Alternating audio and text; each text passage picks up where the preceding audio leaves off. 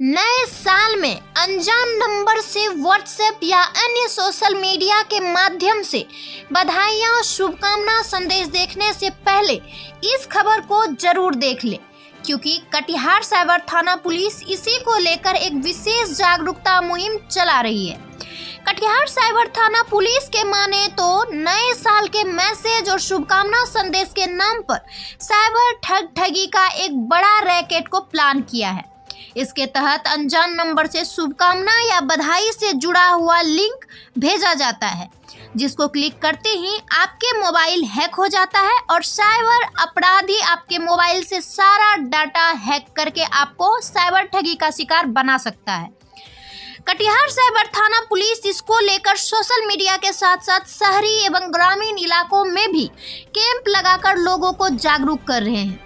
Cyber DSP ने बताया कि किसी भी अनजान नंबर से मैसेज या बधाई संदेश के अलावे नए साल के मौके पर गिफ्ट कूपन के नाम पर भी साइबर ठगी का जाल बुना जा सकता है, जिसको लेकर साइबर थाना द्वारा जागरूकता अभियान चलाया जा रहा है।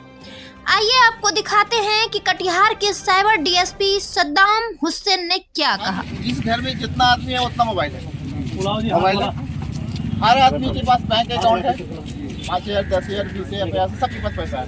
अब वो बैंक अकाउंट का जो डिटेल है हमारे मोबाइल में, साइबर अपराध बहुत तेजी से बढ़ रहा है। आप लोगों को पता होगा कि साइबर अपराध क्या है, मालूम है क्या है? एक नंबर से कॉल आएगा कि सर मैं बैंक से बोल रहा हूँ, आपका KYC अपडेट करना जरूरी है। जिस बैंक में आपका खाता होगा, किसी का पंजाब नेशनल बैंक में होगा, किसी का यूनाइटेड में होगा, तो बोलेगा सर पंजाब नेशनल बैंक से बोल रहे हैं, आपका KYC अपडेट करना है। तो जैसे ही KYC अपडेट कराने के लिए आपको बोला जाएगा, आपसे नाम, आपका एड्रेस, पूरा मोबाइल नंबर लिया जाएगा और सारा खाता का पैसा निकाल लेंगे। कभी भी KYC अपडेट के नाम पे कोई कॉल आएगा बैंक से तो सीधा बोलना कि ठीक है हम अपने बैंक में आ रहे हैं, वहीं पर देते हैं। कभी भी जिंदगी में गलती नहीं करना, निश्चित रूप में ठगे जाएंगे आप लोग। ये हो रहा है क्योंकि मैं साइबर थाना देख रहा हूँ, रोजाना इस तरह का केस आ रहा है। कभी भी बैंक में कभी होता है कि हम लोग अकाउंट में पैसा जमा किए, 5 रुपये जमा किए, 10 रुपये जमा किए, लेकिन वो पैसा हमारे खाता में अपडेट नहीं हो रहा है ना। तो हम लोग क्या करते हैं, टोल फ्री नंबर पूछते हैं गूगल से, उनको खल दे दो, या कस्टमर केयर नंबर पूछते हैं हम लोग, केनरा बैंक का, पंजाब नेशनल बैंक का, यूनाइटेड बैंक का। हेलो, तो जो टोल फ्री नंबर हम लोग खोजते हैं गूगल पे, किसी कंपनी का, चाहे किसी बैंक का, चाहे मीशो का, चाहे फ्लिपकार्ट का, या केनरा बैंक का, पंजाब नेशनल बैंक का, गोदरेज का, टोल फ्री नंबर जितना भी डाला हुआ है उसमें मैक्सिमम नंबर साइबर फ्रॉड के द्वारा ही डाला गया है। एकदम गलत नंबर है वो। जैसे ही आप उस टोल फ्री नंबर पे कॉल कीजिएगा तो आपको बरगलाएगा, आपसे सारा डाटा लेगा, आपका सारा मोबाइल से, आपके खाता से जितना पैसा है सब चोरी कर लेगा।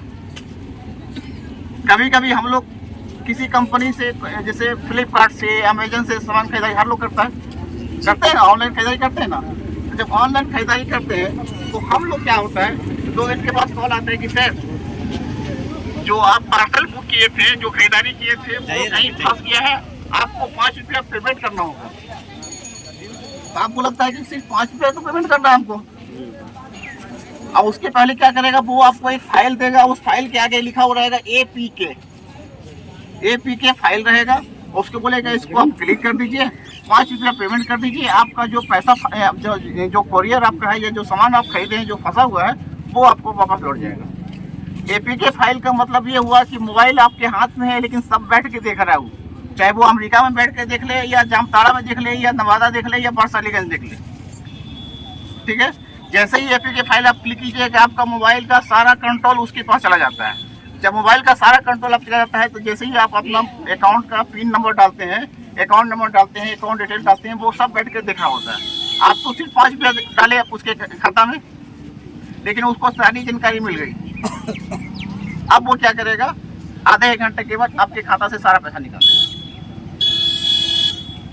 होता है ना जी। इस तरह का कभी भी कोई कॉल आए तो आप समझ जाना है कि वो फ्रॉड है।